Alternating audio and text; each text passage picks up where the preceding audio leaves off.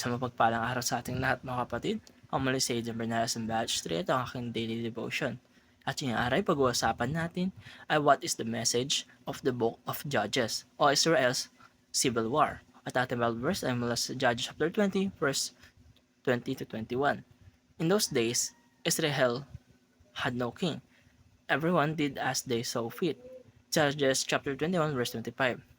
Sa huling bahagi ng aklat ng Judges chapter 20 to 21, makita natin ang isang trahedya, isang civil war sa loob ng Israel mismo. Dahil sa kasamaan na nangyari sa Gibeah, sa Judges chapter 19, nagtipon ng ibang tribo ng Israel upang parasahan ng tribo ng Benjamin. Ang resulta nito, libo-libong buhay ang nawala. Halos naubos pa ang buong tribo ng Benjamin. Ang mas masakit dito ay hindi ito laban sa ibang bansa kundi laban sa sariling kapwang Israelita. Mga kapatid, una-una, sin divides people. Ang civil war ay malinaw na bunga ng kasalanan na matagal nang hindi na itama. Ang Israel ay tinawag upang maging isang united nation sa ilalim ng Diyos. Pero dahil sa patuloy nilang pagkalayo sa Kanya, nauwi sila sa pagkahati-hati o pagka-divided. Kapag ang kasalanan hindi naayos, hindi lang ito nakakapekto sa isang tao. Naapektuhan nito ang buong komunidad.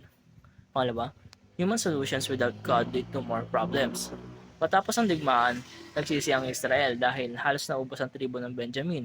Pero sa halip na humingi ng malinaw na gabay mula sa Diyos, ay kumuha sila ng sariling paraan upang ayusin ang problema. Ang resulta nito, mas lalo pang naging komplikado ang sitwasyon.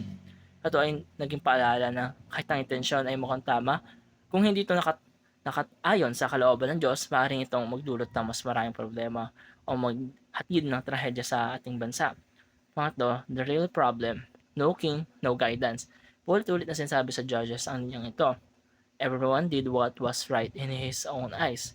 Ibig sabihin nito, ginagawa nila at sa tingin nilang tama.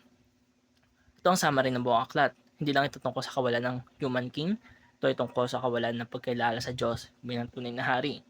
Kapag ang taong gumawa ng sariling standard ng tama at mali, nagkakaroon ng chaos, confusion at distraction. Ang Book of Judges mga kapatid ay parang salamin ng isang mundo na lumayo sa Diyos. Makikita natin dito na ang paulit-ulit na cycle, kasalanan, paghihirap, paghingi ng tulong, pagliligtas, balik ulit sa kasalanan. Pero sa huli, pinapakita ng Judges na ang tunay na solusyon na hindi lang panlabas na pagbabago, kundi isang pusong na kinikilala ang Diyos bilang hari. Ang civil war ng Israel ay paalala na kapag ang Diyos ay wala na sa sentro ng buhay ng tao, kahit ang mga taong dapat magkakasama ay nagiging magkakalaban. Kaya mapati ang mensahe ng Book of Judges ay malinaw. Kailangan natin ng tamang pamumuno, hindi mula sa tao, kundi mula sa Diyos. Isang kasalanan ay malawak na epekto, hindi lang to basta-basta ay personal. Kaya din nagtatapos sa aking daily devotion. Maraming salamat sa panonood.